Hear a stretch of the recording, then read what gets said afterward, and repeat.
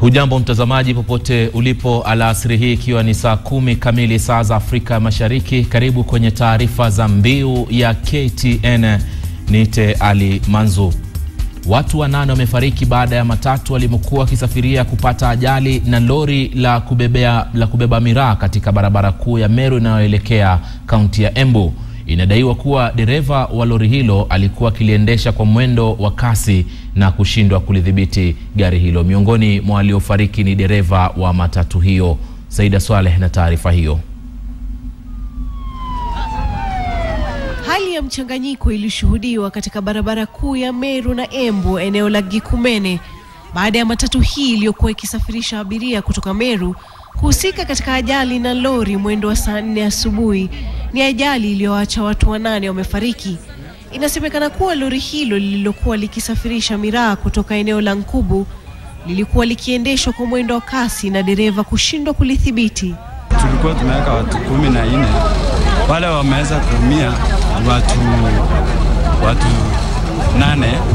Matatu hiyo iliyobeba abiria 14 inaripotiwa kumilikiwa na Meru Nissan Sacco, ilhali lori likiwa la wafanyabiashara wa miraa. Dereva wa matatu hiyo akiwa mmoja wa wale waliofariki, huku abiria wengine 3 wakifariki walipokuwa wakipokea matibabu katika hospitali ya Meru level 5. There was a head-on collision and we've just found 5 bodies and we understand there are more bodies that have been taken to the mortuary. Juhudi za uokozi zilipamba moto ili kuokoa wale walio hai, huku wapita njia wakizingira katika eneo hilo. Eneo hii tumepoteza maisha mengi kwa watu wa area hii. Juzi miezi 2 imepita, watu wamekufa karibu 20 hapa. Tumeandamana last month, tukaweka bumps za mchanga na hakuna hatua imechukuliwa. Visa vya ajali katika barabara hii vimekuwa vingi, huku wasafirishaji miraa wakijulikana sana kwa pupa ya usafiri wa mwendo wa kasi. Majeruhi wengine wangali wanapokea matibabu katika hospitali ya level 5. Saida Swaleh, KTN. Mohamed Salim ambaye ni afisa wa polisi aliyedaiwa kuhusika na mauaji ya Margaret Njeri, msichana aliyefariki baada ya kupigwa na tako la bunduki na kujeruhiwa kichwa, alifikishwa katika mahakama ya Malindi mapema hii leo. Hata hivyo, mshukiwa Salim alikana kuhusika na mauaji hayo yaliyofanyika katika barabara ya Uziwa inayoelekea Mpeketoni, kaunti ya Lamu. Elvis Kosgei na taarifa hiyo. Mimi ninaomba serikali inionyeshe yule mtu ni nani. Mambo ya Hatimaye Mohamed Salim, afisa wa polisi anayedaiwa kuhusika na mauaji ya Margaret Njeri, msichana aliyefariki akiwa amelazwa hospitali ya Pandia Memorial katika kaunti ya Mombasa kutokana na kujeruhiwa kwa kifaa butu, alifikishwa katika mahakama ya Malindi mapema hii leo. Njeri aliyeuawa baada ya madai ya kujeruhiwa na afisa wa polisi kwa kugongwa kwa sehemu butu ya bunduki ubongoni sehemu ya kushoto katika eneo la Mpeketoni, kaunti ya Lamu. Kufikishwa kwake mahakamani kunajiri siku chache baada ya familia ya Njeri kuwasilisha ombi mahakamani la kuitaka afisi ya mkurugenzi wa mashtaka ya umma kumfungulia mashtaka polisi huyo. We shall not rest until the attackers of Margaret Njeri have been found, until they have been brought to book, until they have been prosecuted, until they have their case has been determined by the court. Salim alifikishwa mbele ya hakimu mtendaji Said Chitembwe ambapo alikana kuhusika na mauaji hayo. Licha ya jitihada yake ya kutaka kuachiliwa kwa dhamana, kiongozi wa mashtaka aliambia mahakama kuwa Salim ataingia mafichoni kama alivyofanya hapo awali. Kesi yake itasikizwa baadaye ambapo hakimu wanatarajiwa kutoa uamuzi wa iwapo ataachiliwa kwa dhamana. Elvis Kosgei, Mbiu ya KTN. Kiongozi wa upinzani bungeni Francis Nyeze alifika katika tume ya uhasibu ya umma yani PSC kama rafiki wa tume hiyo, na baada ya kuhojiwa na wanakamati hao walitoa mchango wake na kukariri kuwa chama cha upinzani cha ODM hakitaruhusu ufisadi wa aina yoyote.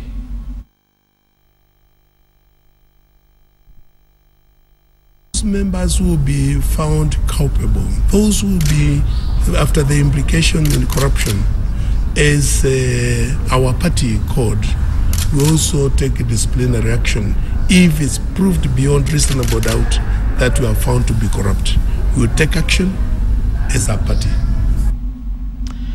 Spika wa kaunti ya Baringo William Kamket aliyeng'atuliwa mamlakani hapo jana amefika katika mahakama mjini Nakuru kwa lengo la kutaka kusimamisha kuondolewa kwake, hatua iliyochukuliwa na bunge la kaunti ya Baringo.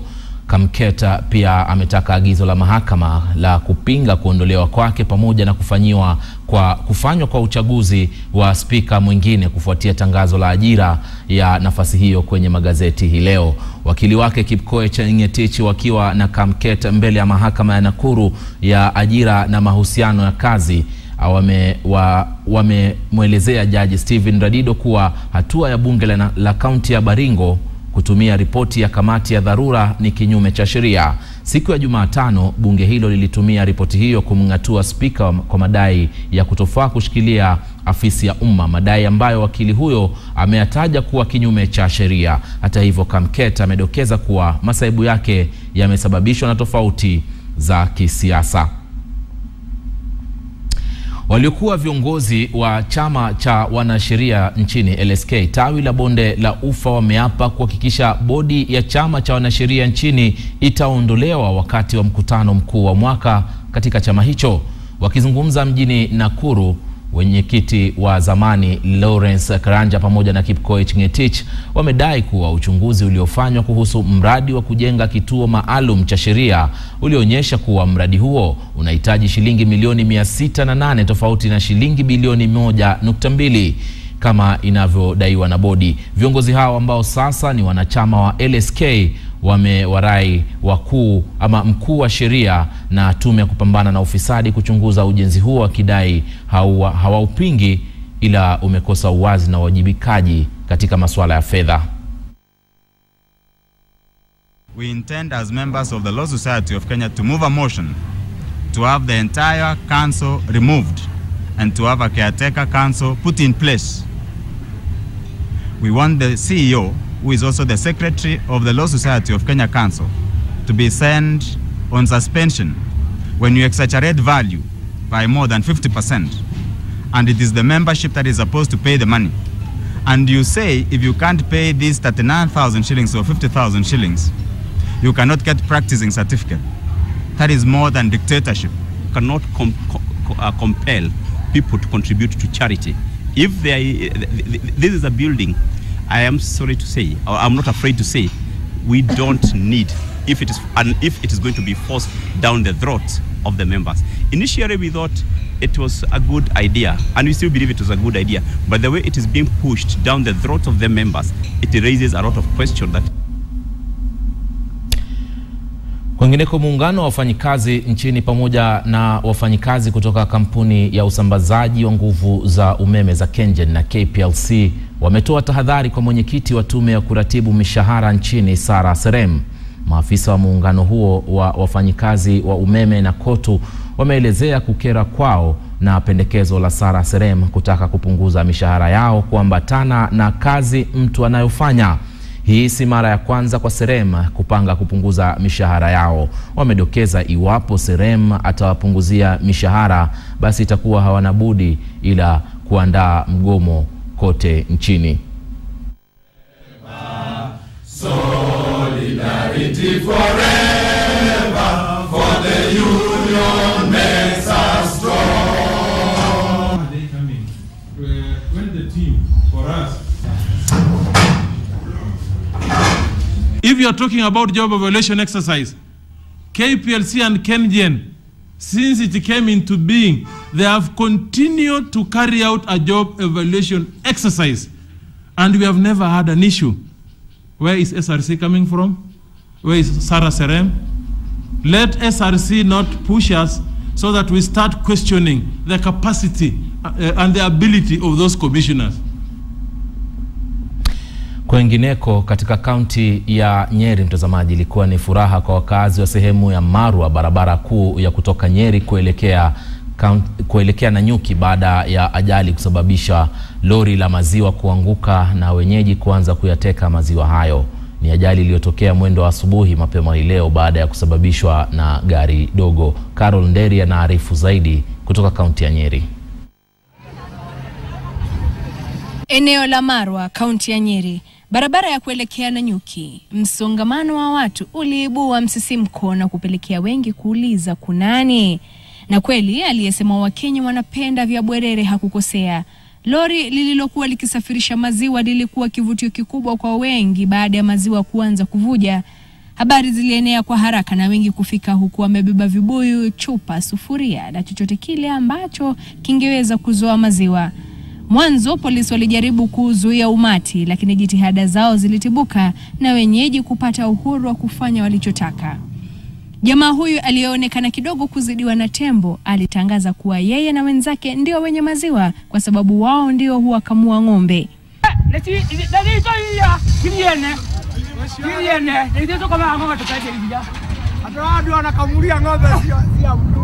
Na kuzidi kutangaza ari yake. Sawa sawa. Hii ni yetu na uhuru, pia kusanya uhuru. Hata akiwa na nini? Ni yetu haya mtoto hapa bure. Lakini hawezi kupima nini kupima hata TV hapa. Na nimefurahi. Na ikuja ikini akuka hapa. Wengine wakieleza walichokishuhudia kabla ya ajali kutendeka. Nilikuwa kilomita 10 meters. Nikaona gari limetoka kutoka Nyeri hii ya maziwa. Naye mzungu alikuwa amesimama ng'ambo ile, alikuwa amekosea njia ya kwenda Nanyuki. Akapiga U-turn.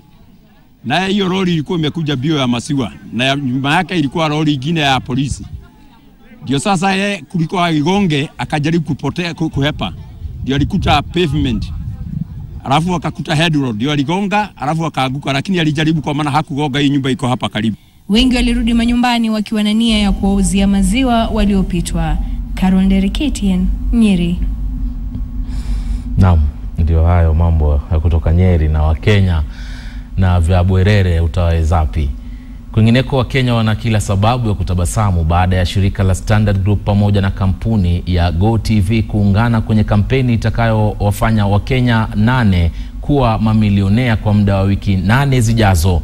Kampeni hiyo inayojulikana kama Dunga Mili itawashinikiza Wakenya kuhusiana na umuhimu wa kuhamia ama ule mfumo wa kidijitali na kusambaza vidubwasha vya Go TV katika maeneo mbalimbali ya nchi. Haya yananuia kuboresha utazamaji. Runinga ya KTN na Radio Maisha kwa ushirikiano na kampuni ya Go TV wameanzisha kampeni ya kuwashinikiza Wakenya kutumia vidubwasha vya Go TV ili kuhamia mfumo wa dijitali. Msafara huo wa kampeni utazuru kaunti 5 za humu nchini. Kampeni hiyo almaarufu Dunga Mili itawawezesha Wakenya kujishindia milioni 1 pesa taslimu kila wiki na usajili wa kupata huduma za Go TV kwa muda wa mwaka mmoja na zawadi nyinginezo sufufu. We like to ask them to buy for their relatives, for their friends as a gift for Easter, because we are coming to Easter, and be able to enter this promotion. And who knows, they might be millionaires. Akiongea kwenye hafla ya kuanzishwa kwa kampeni hizo katika makao makuu ya kampuni ya Standard Group, msimamizi mkuu wa matangazo ya televisheni na redio John Mnene amesema kampeni hizo zitawapa Wakenya nafasi ya kuhamia mfumo huo. We are open to work with any advertiser who has a product that brings value to the public, and we believe that the Go TV product is right up there in terms of a good value proposition. Na tutaenda kila kona ya nchi ili tumwezeshe mwananchi ama msikilizaji kupata kile kijisanduku, awe na nafasi ya kuchagua yeye mwenyewe kwamba je, atalipa kila mwezi ama atalipa tu malipo ya mara moja, na aendelee kuangalia runinga zote anazopenda ikiwemo KTN. Msafara huo utazuru baadhi ya maeneo ya Nairobi na viunga vyake kama Kangemi, Kayole na Mathare, kisha kuelekea Mombasa, Nakuru, Eldoret, mwishowe Kisumu kwa wiki zijazo. Ushirikiano huu baina ya shirika la Standard na kampuni ya Go TV unajiri wakati mchakato mzima wa kuhamia mfumo wa kidijitali umefikia kilele, huku dunia nzima ikitarajiwa kuwa itapewa muda wa makatao mwezi Juni mwaka huu. Elvis Kosgei, KTN. Kwingineko mtazamaji, asilimia 36.7 ya watoto wa chini ya umri wa miaka 18, amini usiamini, ni walevi. Hii ni kulingana na utafiti uliofanywa na shirika la Ipsos Sinovet. Kulingana na matokeo ya utafiti huo, idadi kuu ya watoto wanaobugia pombe ni wanaopata malezi ya mzazi mmoja, hasa mzazi wa kike, yani mama. Wakati huo huo, kampuni ya utengenezaji pombe nchini Kenya Breweries imepanga kutoa mikakati ya kuzuia kuuzwa pombe kwa watoto. We have the regulations, we have campaigns that have been rolled out, and we have the guidance and peer counseling initiatives that are in schools. Then we have campaigns that have been rolled out, such as the We ID campaign that was rolled out some years back. We have one that is running right now that I'm aware of. It's called Don't Drag Me Down. Then we have initiatives to institute guidance and counseling bodies in schools. Responsible drinking is reasonable and should be restricted to adults, and as much as possible we must find ways of reading it out of schools. A lot of discussions have gone on about single parents, whatever else that happened, but I believe very strongly most of the single parent students in schools, if well identified, because these are teenagers, and schools can put in place strong measures to guide them. They can be mentored to be responsible citizens, and we can evade this kind of calamity. Na mtazamaji, katika ripoti nyingine ambayo imetolewa na shirika la vyanzo vya maji nchini, inasema kuwa ziwa la Nakuru limo katika hali mbaya baada ya kiwango cha maji kuripotiwa kupanda kwa hali isiyo ya kawaida miaka miwili iliyopita. Kupanda kwa kiwango cha maji kumehusishwa na uchafu wa mazingira ya ziwa kama maji taka ambayo yanayotiririka ziwani kutoka mto Njoro, kaunti ya Nakuru. Shirika hilo pamoja na washikadau sasa wanatakiwa kutoa ripoti ya hali hiyo mwezi wa Mei. Nicholas Wambua anatuarifu zaidi. Kulingana na utafiti wa shirika la vyanzo vya maji nchini, kiwango cha maji katika ziwa la Nakuru kimepanda kupita kiasi katika muda wa miaka miwili iliyopita. Tangu mwaka jana, maji hayo yamesababisha wanyamapori kuhama, mafuriko na kuharibu miundo misingi. In 2009, when we started, it had gone 2 kilometers, retracted 2 kilometers inside. Now it has expanded to beyond levels, and it has not retracted. It is still very full beyond the levels that has been seen in the recent history. Our animals have moved. The flamingos have gone, some of them to Eritrea. What's going to happen in future? Are we going to start running away from the lake? Wahudumu wa wanyamapori wamesema kuwa wanapoteza zaidi ya bilioni 2 kutokana na kupanda kwa maji haya, na hivyo kutaka washikadau kufanya uchunguzi kubaini chanzo cha kisa hiki. Uchafuzi wa ziwa hilo kupitia maji taka kutoka kwa baadhi ya sehemu za kaunti ya Nakuru umetajwa kuongeza kiwango hicho. Maji taka huelekezwa katika mto wa Njoro kisha kuelekezwa ziwa Nakuru. Sewage systems which are no longer managed, or they are, one has actually broken down. The one they call it Njoro sewage system. It must be this one problem, not only in the Lake Nakuru. Mikasa ya moto ya mara kwa mara katika misitu, mfano msitu wa Menengai hivi majuzi, pia imesemekana kuchangia hali mbaya ya anga. Shirika hilo sasa limeanza utafiti kubaini sababu za kupanda kwa viwango vya maji katika ziwa Nakuru, huku wakitakikana kutoa ripoti ifikapo mwezi Mei. The Vijayana acts like a big sponge that holds water when it is raining. So when you remove it, it's like you removed this sponge which lets the water flow out through the dry season. Ripoti hii pia itahusisha utafiti wa maji katika ziwa Elementaita. Nicholas Wambua, Mbiu ya KTN.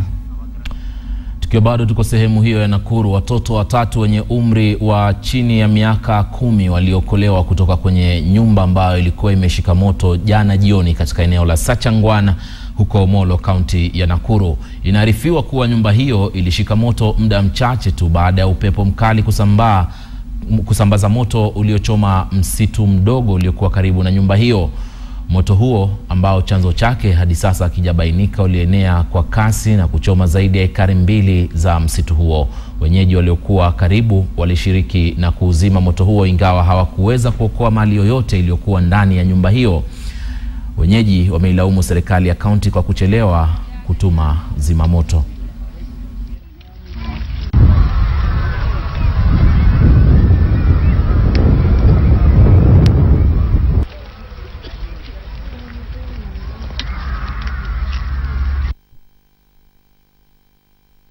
Iliokolewa ni kitu kidogo sana. Ni mattress kidogo iliokolewa, ikarushiwa, wakatoboa kwa ile nyumba nyuma, wakatoa. Lakini moto ilikuwa imejaa kwa nyumba hivi. Wangeweza kuokoa juu ya moto, tukajaribu kuokoa tukashindwa juu ya moshi. Moshi ilikuwa ukienda kuingia hivi, moshi ndakufunga macho. Tukaambia na hapana, tupoesha na maji. Nikaleta maji kwangu, maji tujaribu ikupoeka. Ikaendelea sasa tukawachilia hivi ikaungua. Umbo ilikuwa inabweka hapa nje. Ikabweka mpaka mara ya mwisho ikakufa. Nikaangalia nikaona hakuna wenye walikuwa nasaidia, hawakuwa na zima moto, hawakuwa watu ya serikali, yani magari yenye itaweza saidia hii moto. Ile tu kitu ningeomba serikali itusaidie na iwe karibu na watu, kwa sababu kama kungekuwa karibu na ofisi karibu ambaye ingekuwa na zima moto, hii moto ingepoa juu nimesikia hata wengine walikuwa karibu waungue. Na hatimaye kwenye michezo, mtazamaji, aliyekuwa nahodha wa timu ya raga ya Kenya Humphrey Hayange ni mojawapo ya wachezaji ambao wameteuliwa na kocha wa Kenya Felix Ochieng kushiriki mechi za mkondo wa Hong Kong pamoja na Tokyo za msururu wa IRB World 7 Series. Kenya inatumai kurekodi matokeo bora ili kuepuka kushukishwa daraja. Robinson Okenye anatuarifu zaidi. Timu ya Kenya ya raga ya wachezaji 7 kila upande imekuwa na matokeo ya kusuasua. Timu hiyo ilitoa alama 18 katika mikondo ya Wellington na Las Vegas mapema mwaka huu. Shujaa inashikilia nafasi ya 12 kwenye jedwali kwa alama 29 na kuzidi kuwa na matumaini ya kustadika hata chini ya viongozi wapya. So for us, we're doing everything possible to ensure that we're consistent, because that's one of our mottos, to make sure that we are consistent in what we do. That will give us the best possible chance of performing, not only in the first tournament, but also in the next tournament. I'm sure many of you will want to know what has changed in terms of, you can see that the senior players have been named in this squad. There's been a delicate balance in having to look at their contracts and see what can we do together. Kikosi kitakachoshiriki mkondo wa Tokyo na ule wa Hong Kong utajumuisha nahodha Andrew Amonde, Colin Sinjera, Dani Sikuta, Humphrey Hayange na Lavi na Sego wa Mwamba, Tony Owor, Michael Wanjala na Billy Odhiambo wa Strathmore, pamoja na Bush Mwale na Leonard Mogaisi wa Homeboys, naye Felix Hayange na Patty Sagunda wa Harlequins. Kocha Felix Ochieng anatumai kujumuishwa kwa wachezaji wachanga na pia wale walio na uzoefu kutasaidia timu hiyo. The process, the game of rugby sevens especially is a process. We're working hard to ensure, that we're picking, all the players are picking at the right time. Kenya imejumuishwa katika kundi D pamoja na Marekani, Wales na Uingereza. Timu hiyo itaondoka nchini ikielekea Hong Kong siku ya Jumapili tarehe 22. Robinson Okenye, KTN Michezo. Mtazamaji, tunawatakia kila laheri vijana hawa wa Kenya ambao wanatupeperushia bendera yetu katika mataifa ya nje katika mchezo wa raga wa wachezaji 7. Kufikia hapa mtazamaji, basi natamatisha taarifa za Mbiu ya KTN alasiri hii. Kumbuka mwendo wa saa 1 tutakuarifu na taarifa zaidi kupitia KTN leo. Kwa niaba ya wenzangu ambao wamefanikisha utayarishaji wa taarifa hizi nasema shukran sana. Mimi naitwa Ali Manzu, asante kwa kutazama, kwa heri.